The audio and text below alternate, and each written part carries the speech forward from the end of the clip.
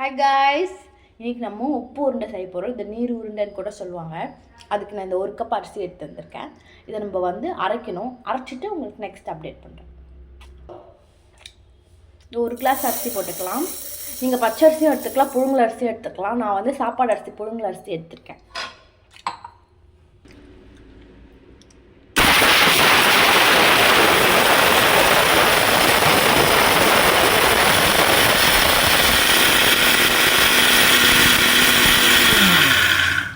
இது நம்ம ரொம்ப சாஃப்டாக அரைக்கக்கூடாது, கொஞ்சம் ரவை பதத்துக்கு தான் அரைக்கணும். அப்போ தான் அது ரொம்ப வேகம், இல்லைனா ரொம்ப ரஃப் ஆகிடும் நமக்கு.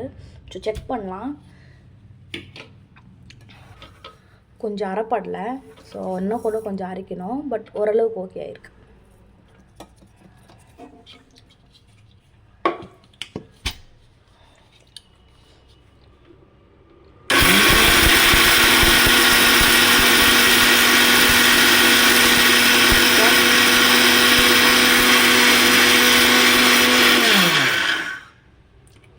அரிசியாக இருக்கு.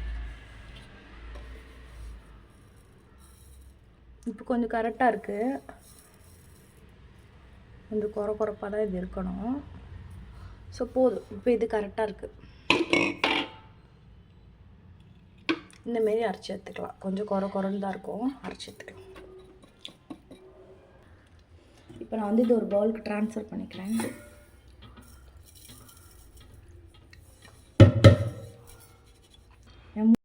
ஸோ அரிசி இருக்குது, கொஞ்சம் கரெக்டாக இருக்குது. ஆக்சுவலி இதில் கொஞ்சம் தண்ணி ஊற்றி வச்சிட்டோம்னா அழகாக அது ஊறும்.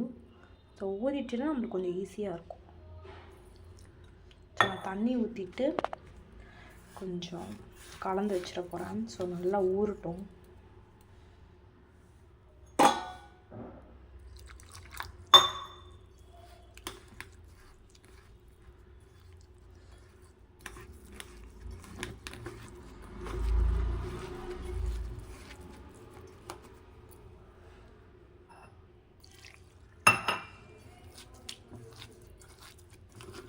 ஏன்னா நம்ம ஊற வைக்காமே அரைச்சிட்டோம். ஸோ இது ஊற வைக்கிறோம் நம்ம இப்போ கொஞ்சம்.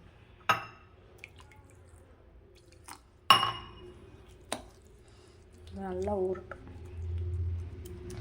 ஊறிட்டு நல்லா மாவு மாதிரி ஃபுல்லாக வந்துடும். ஸோ அப்போ கரெக்டாக இருக்கும் நம்ம செய்யறதுக்கு. இந்த மாதிரி நான் கொஞ்சம் நிறையவே இந்த மாதிரி பதத்தில் தண்ணி ஊற்றிருக்கேன். கரெக்டாக இருக்கும். ஊறி வரும்போது உபரி ஆகி வரும்.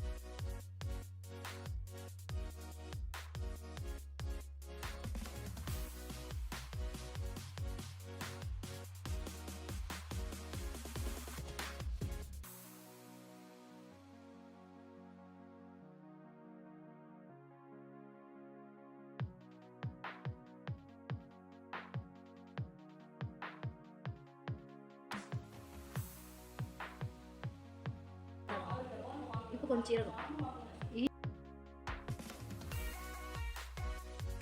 ப்ரௌன் ஆனது நம்ம வச்சிருக்க மாவை நல்லா சேர்த்துக்கலாம்.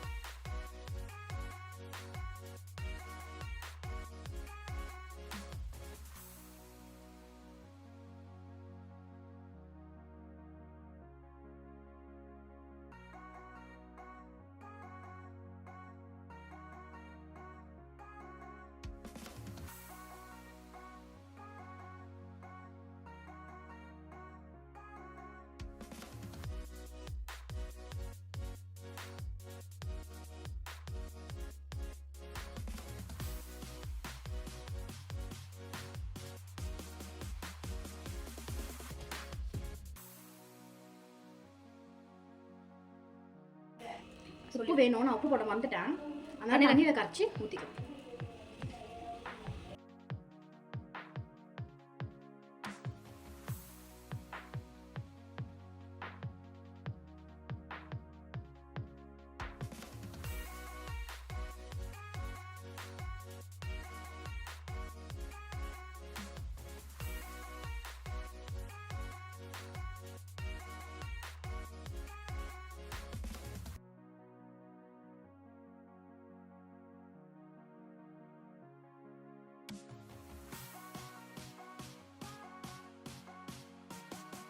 தொட்டு பார்க்கணும். தொட்டால் கையில் ஒட்டக்கூடாது. இந்த மாதிரி நடக்கும், ஒட்டாதான். இப்போ கரெக்டாக இருக்கு. ஆஃப் பண்ணிக்கலாம்.